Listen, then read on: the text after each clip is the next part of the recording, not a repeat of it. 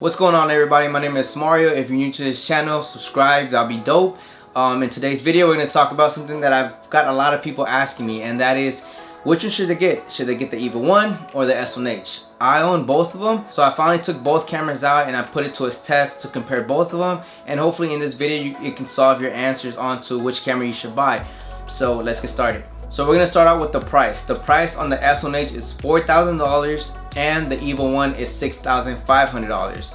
So price difference, the S1H wins in that department. The second thing we're going to talk about is the dynamic range within these two cameras. The EVA1, as you guys can see, is far superior. The highlights, you're able to bring those down. You're able to retain a lot of information within the image. Same thing for the foreground. You're able to boost the shadows and you have a lot more to play with, so you're able to expose everything a lot better. As for the S1H, you're either going to blow out the highlights and you're not going to be able to bring everything back as you could with the EVA1. So for the dynamic range, the EVA1 wins in that area. As for portability, the S1H wins. Check this out. This is the size of the S1H. Small, compact, you can go anywhere with it, doesn't get as much attention, and you can shoot, with very discreet with this type of camera. As for the EVA1, this thing is massive. As soon as they see you with this camera, they're already expecting, they want to see a permit and whatnot. So portability, S1H takes the win on that end. Now as for the colors, the EVA1 for me takes the win because the EVA1 has better colors. If you look at the EVA1 compared to the S1H, the colors are a lot brighter, they're more accurate. What I noticed about the S1H, it looks good, but it's more on the green side. The EVA1 wins when it comes to the accuracy on colors. Now the next thing we're going to talk about is the build quality of these two cameras. S1H is built like a monster, it's built like a beast. You feel like if you drop it, it'll survive. It's like a small little tank. As for the EVA1, it's bigger, but it's super light. I feel like if I drop that, it'll break. So the S1H takes it on that end. As for low light, we already know a cinema camera, for the most part, it's never gonna beat a mirrorless camera because mirrorless cameras are better in low light. Obviously the S1H is full frame, the EVA1 is a Super 35, so right away the win in low light is the S1H. Now the next thing we're gonna talk about is the Ibis. The S1H wins. It has internal Ibis. I'm gonna provide you guys footage right now. You can walk, you guys seen this in my other videos. The Ibis is like you have basically a gimbal. It might be a little wobbly, but not nasty. You're not gonna get the jitters. You're not gonna get nasty wobbles. For the most part, you're gonna get some beautiful cinematic movements.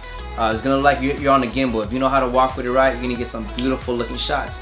As for the EVA1, that one you have the electronic stabilization, I believe. I can't say that word, man, but it has it internal, but it's not great. If you use it, you're still gonna get the jitters. Me personally, I will never use it. I just like the handheld look. The next thing we're gonna talk about is batteries. The S1H has a big battery. It's pretty good. It's about 2.5 to 3 hours.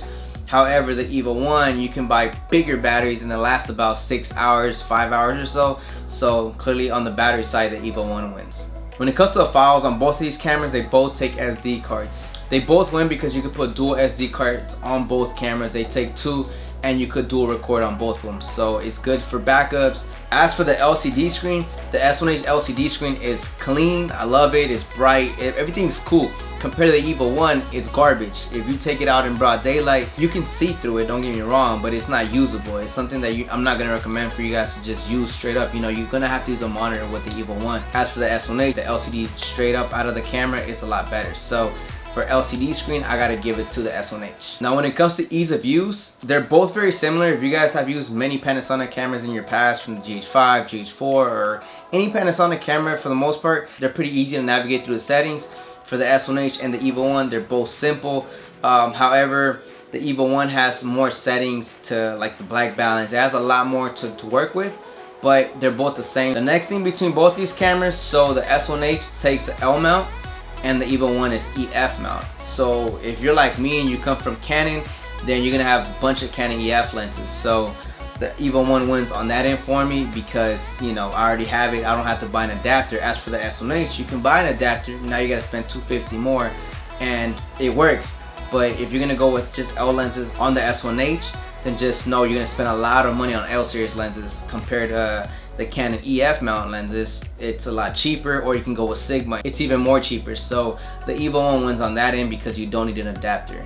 Audio wise, the EVA1 wins. It has a lot more to offer compared to the S1H. You're gonna have to put an adapter for the XLRs and whatnot. The EVA1 wins on that end. As for the sensor, the S1H wins. The S1H is full frame. The EVA1 is Super 35. So the S1H, you know, better bokeh, better low light. That's a full frame offer. Now, as for the frames per second, the EVA1 just blows the S1H out the waters. First of all, the S1H, the highest that it goes, to me, that's usable, is 120 frames per second, and it's 1080. The EVA1, however, shoots, I think it shoots 120 frames per second at 2.8K, but it shoots at, no, I think even at 2.8K, but it crops in, I forgot how much more. So I think it makes it like basically like a micro four thirds crop. It shoots, what was it, 280 frames per second or so, but it even goes higher than that, I believe, if I was to crop in even more. But overall, the EVA1 just blows it out. So the frames per second, if you guys really want to shoot slow motion, the EVA1 just merged the S1H. With both these cameras, you're eventually going to be able to shoot ProRes RAW. That's pretty good. You could already do that with the EVA1. The S1H is about to get that firmware update from what I've seen, or maybe it has it already, I'm not sure. I don't have a Mac, so I really can't use that, but you're going to be able to have that option in both cameras. As long, of course, you have to get that external recorder. Another actually thing I forgot to mention is where the EVA1 lacks and the S1H kills it is full frame, so you're able to get a bigger field of view compared to the EVA1. You're going to be more punched in. So there's times when you're in a small room, as my room itself, I'm using the Canon EOS R. It is a full frame, so I'm able to get a lot more within the image. So the S1H wins in that area as well. But overall, if I have to choose, it's more on what I'm gonna shoot. That's what I'm gonna pick, because if I'm going outdoor just shooting like a run and gun style, chances are, yeah, the S1H is smaller, it's more compact, you can move around, but the internal ND that the EVA1 has, you can shoot broad daylight. You can drop that aperture down to like 1.8 or 1.4 if you desire to do that. And on top of that, you're not gonna get that vignetting, you're not gonna get these weird colors compared to the S1H. If you put that Tiffin variable ND filter on the S1H, you can't go too strong. I believe in broad daylight, the lowest I was able to get was like 4.5, and if I go harder than that, I'm gonna see the color casting, I'm gonna see the vignetting.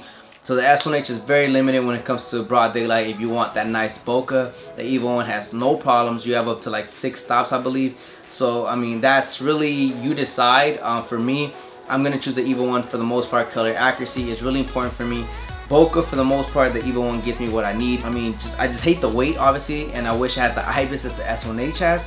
But overall, to me personally, I'm gonna use the EVA1 because of internal NDs. I can be in and out of places, and I don't have to swap things out. If I have it on a gimbal, I don't have to put things, rebalance, and etc. So that's my choice. You guys might find it different, but hopefully this video helped you guys. That's pretty much it.